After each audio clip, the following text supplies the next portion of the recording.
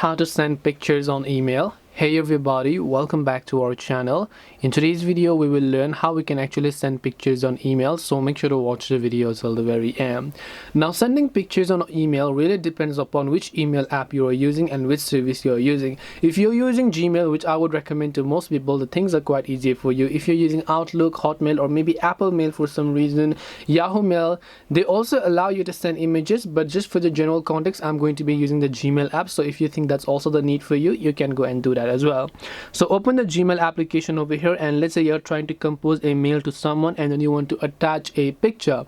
To attach a picture inside of your body, what you need to do is you need to tap this little link like icon that you can see from the very top right of the screen. So when you tap on it, you can choose to attach a file, and now when you tap on attach file, now you can simply choose the image file that you would like to send in this case, and once you select that, those images will get successfully selected.